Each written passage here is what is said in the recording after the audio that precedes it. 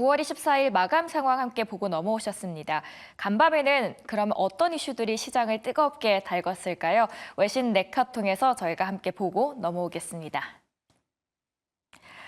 우리가 잠든 사이에 굉장히 많은 이슈들이 나왔는데요. 이렇게 사진 안에 한번 담아봤습니다. 자주 보이는 여는 총재의 모습도 있고요. 테슬라, 그리고 원전과 미중 갈등 소식이 있었습니다. 오늘은 첫 번째 소식으로 가장 국내 시장에 큰 영향을 미칠 수 있는 원전 관련 소식부터 함께 알아보도록 하겠습니다. 첫 번째 기사는 FT에서 나온 기사입니다. 세계 주요 금융기관 14곳에서 이번에 원자력 에너지를 지지하겠다라는 발언이 나왔습니다. 그렇다면 이거는 무슨 의미일까요? 다음 판 주시죠. 정부와 업계가 새로운 원자력 발전소 설립을 위해서 자금 확보가 앞으로 더 용이해진다라는 이야기인데요.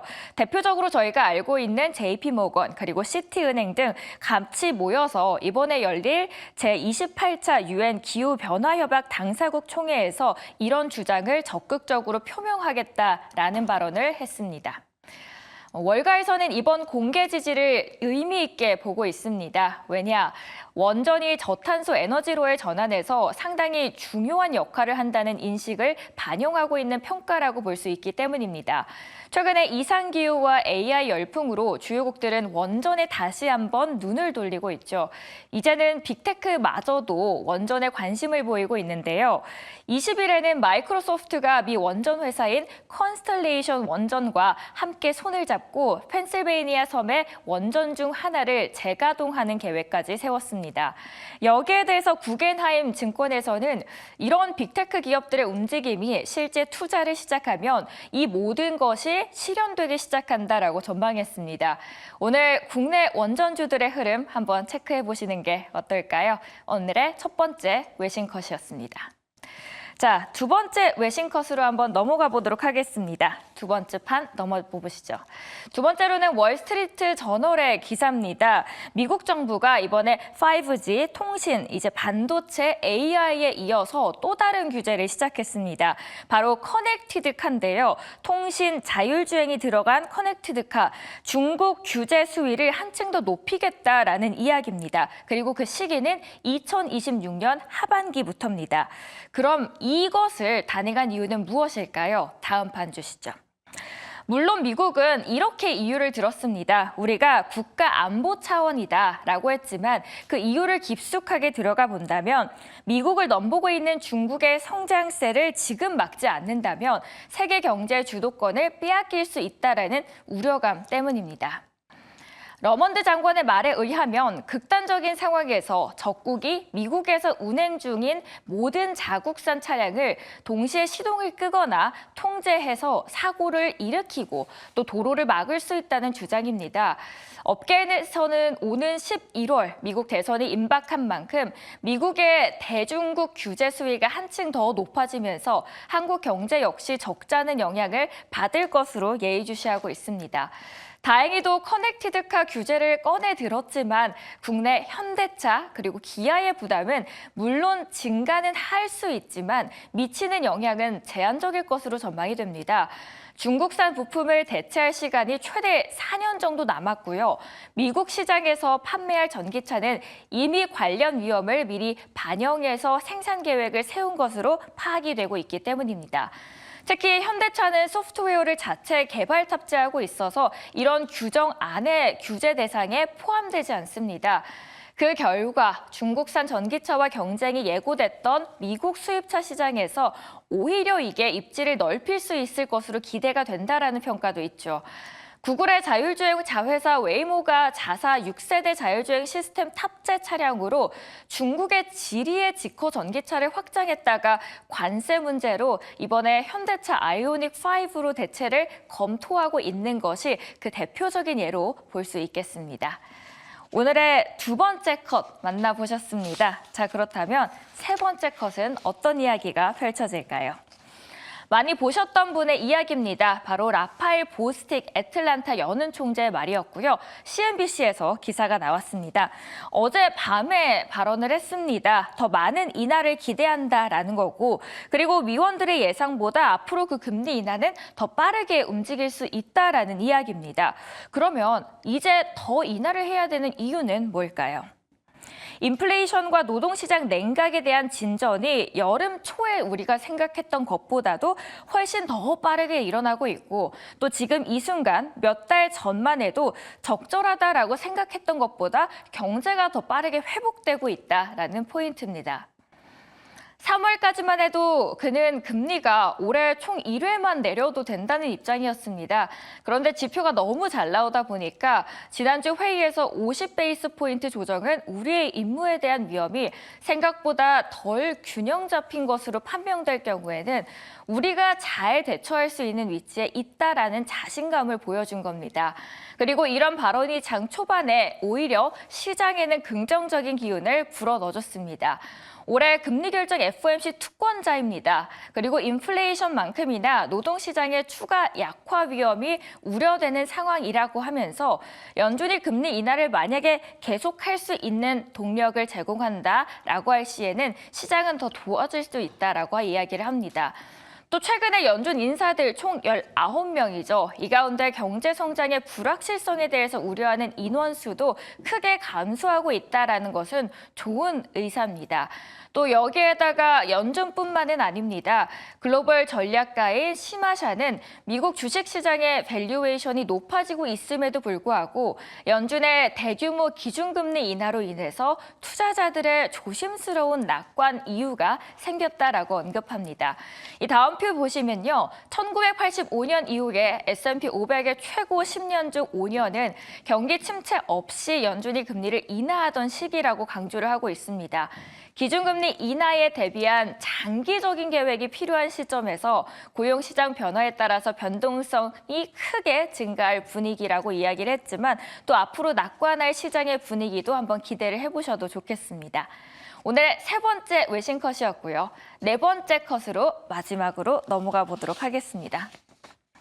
자, 네 번째 외신 컷은 CNN에서 나온 기사입니다. 그리고 테슬라의 이야기인데요. 테슬라가 장중에 4%나 올랐습니다. 그 이유가 무엇이었는지 다음 기사 통해서 만나보도록 하겠습니다. 테슬라가 투자자가 그동안 오랫동안 기다려온 로보택시 때문이었습니다. 바로 10월 10일이죠. 로보택시가 나온다 했는데 기다리기만 하고 그 결과가 한참 동안 나오지 않았었는데요. 3분기 판매량 또한 증가했고요. 로보택시의 대비가 더욱더 기다려지고 있는 상황입니다. 몇 달간의 지연 끝에 10월 10일입니다. 마침내 로보택시를 공개할 예정입니다. 그리고 10월 초에는 3분기 실적을 발표할 예정인데요. 바클레이즈에서는 판매량이 작년보다도 오히려 증가한 46만 대의 전기차를 판매할 것으로 예상을 하고 있습니다. 여기에 그동안 힘을 내지 못했던 테슬라가 탄력을 오늘장에서 드디어 받은 겁니다. 사실 테슬라는 지난 한 해 동안 주요 안전 문제, 그리고 리콜 사태, 중국 내 경쟁 심화 등에서 여러 가지 주목할 문제에 대해서 직면을 해왔습니다. 심지어 올 봄에는 3명의 테슬라 고위 임원이 사임까지 했죠. 월가에서는 로보택시의 날이 이런 상승세를 더할 것이다 라고 전망하고 있습니다. 현재 전반적으로 로보택시에 대한 분위기가 좋아지고 있는 모습인데요.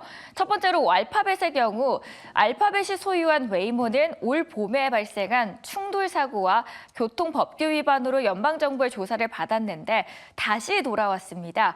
최근에는 더 많은 도시에서 택시를 운행할 수 있도록 우버와 파트너십을 확대한다라고 발표했고요.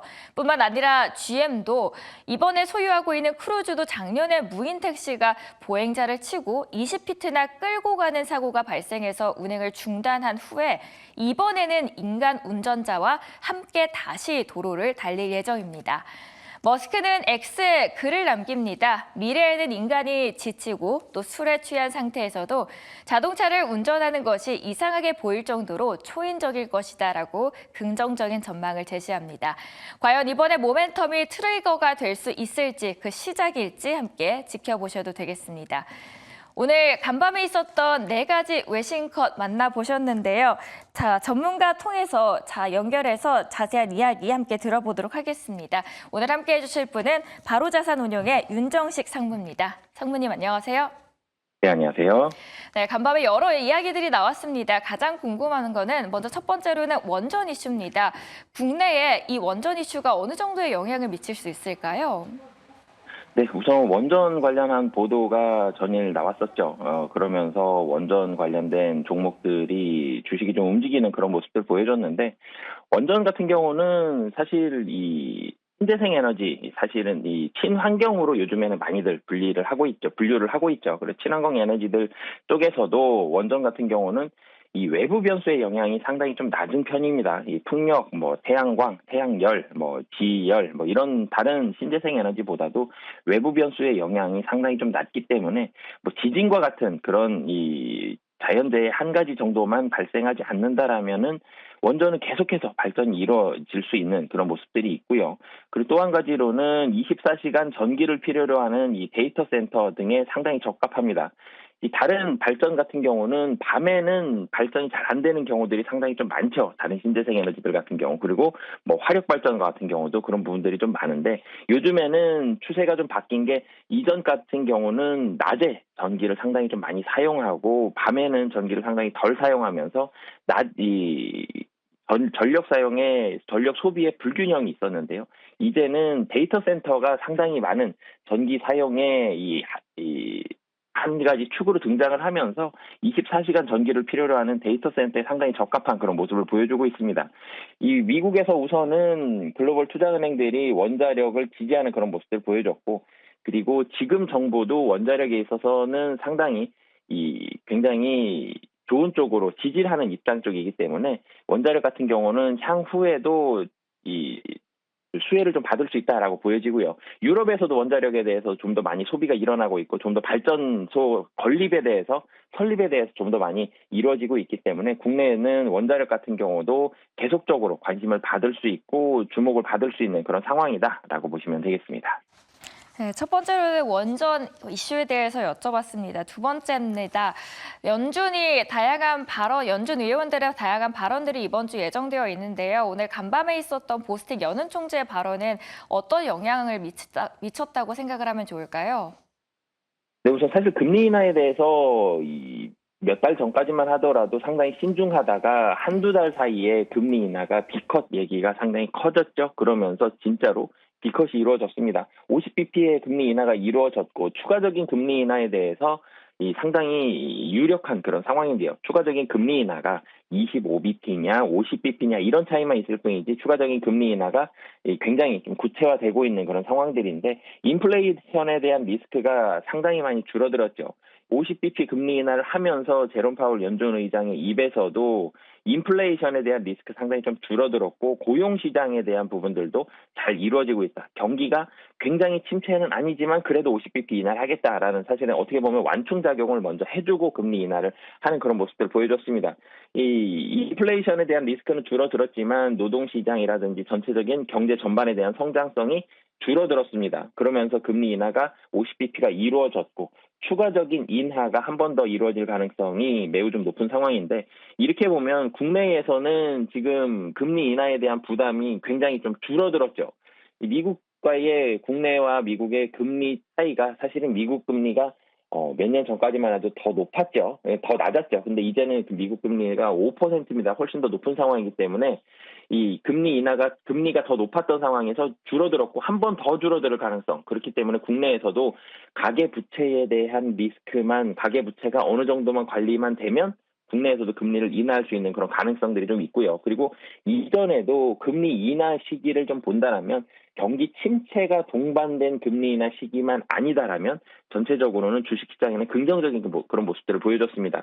근데 주식시장이 긍정적인 모습을 보일 때에는, 단기적으로는 우선은 주식시장은 횡보를 하거나 살짝 하락하는 그런 경우가 있었고요. 조금 더 길게 봤을 때 주식시장이 다시 한번 상승하는 그런 모습들이 있기 때문에, 단기적으로는 주식시장이 크게 움직임은 없을 수 있다. 하지만 조금 더 길게 봤을 때에는 유동성의 힘으로 주식시장 상승할 가능성이 높은 상황이다라고 보시면 되겠습니다. 네, 지금까지 바로자산운용 윤전식 상무와 함께 이야기 나눴습니다. 상무님, 오늘도 잘 들었습니다. 네, 감사합니다.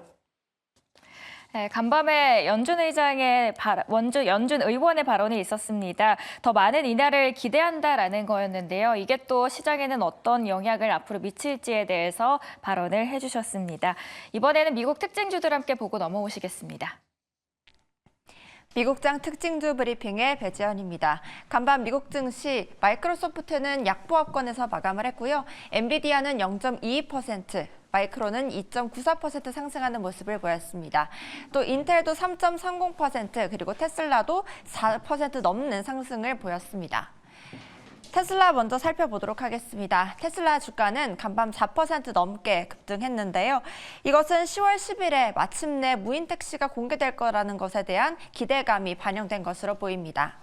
그동안 수개월 동안 지연이 되면서 10월 10일에 있을 테슬라의 택시 공개에 대해서 지금 많은 분들이 기대를 모으고 있었는데요. 이것이 긍정적으로 작용한 모습입니다.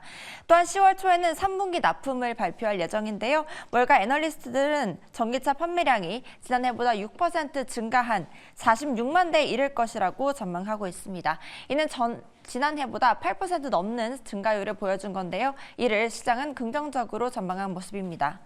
BYD보다 낮은 실적임에도 불구하고 중국에서의 매출이 증가함에 따라서 이를 긍정적으로 본다고 지적을 했습니다. 또한 실적도 낙관적인데요. 바클레이즈의 애널리스트 다니엘 레비는 테슬라의 인도량이 컨센서스보다 추정치보다 더 높을 것이라고 예상을 했습니다. 이를 긍정적으로 평가를 하면서 이를 시장은 또 긍정적으로 받아들였습니다. 또한 독일 전기차 보조금 제도 부활을 고려하고 있다는 소식이 들려오면서 이도 증가세에 도움을 주었습니다. 먼저 23일 외신 및 업계에 따르면 독일은 오래된 내연기관차 폐차 후 전기차 구매 시 신차 약 900만 원 상당의 유로를 지원하고 또 중고에서는 450만 원 정도의 유로를 구매 보조금을 지급하는 방안을 검토 중이라고 말을 했습니다. 아울러 저소득층에도 전기차 임대료를 지원하고 차량 충전 시설을 늘리는 방안도 대책에 포함됐는데요. 이러한 전망에 독일의 유럽에 대한 전망이 또 긍정적으로 보이면서 테슬라 주가가 4% 넘는 급등을 보였습니다.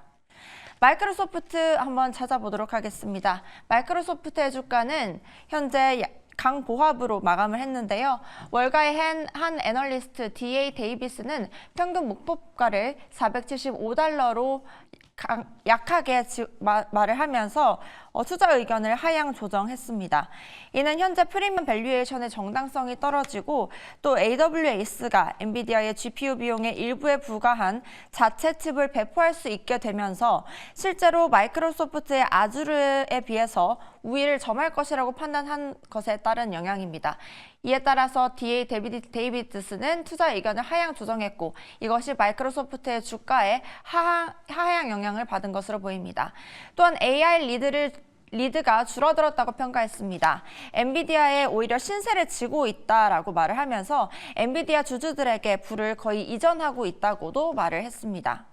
하지만 마이크로소프트는 아직도 막대한 투자를 계속 이어가고 있습니다. 투자는 점점 더 상승하고 있고 이를 수익화하기 위한 방대한 비즈니스 소프트웨어 제품 포트폴리오에 AI 기능을 주입하기 위한 광범위한 노력을 계속 착수하고 있습니다. 마이크로소프트는 막대한 투자를 쏟아붓고 있는데요. 이에 최근 자본 지출은 전 분기보다 35%나 증가한 190억 달러에 달하기도 했고요. 또 AI가 클라우드 애저 매출의 8%포인트를 전망했는데요. 이는 3분기와 4분기에 비해 증가한 수치라고 말했습니다. 이에 대해서 AI 사업이 오히려 수익화를 낼 수 있을 거란 전망에 긍정적인 전망으로 검토되면서 지금 마이크로소프트는 하락하지 않고 강보합으로 마감이 됐습니다. 등급이 하락됐지만 강보합으로 마감된 겁니다. 마이크로소프트 그래서 475달러의 주가를 예상하면서 지금 강보합권에서 마감됐습니다. 지금까지 미국장 특징주 브리핑이었습니다.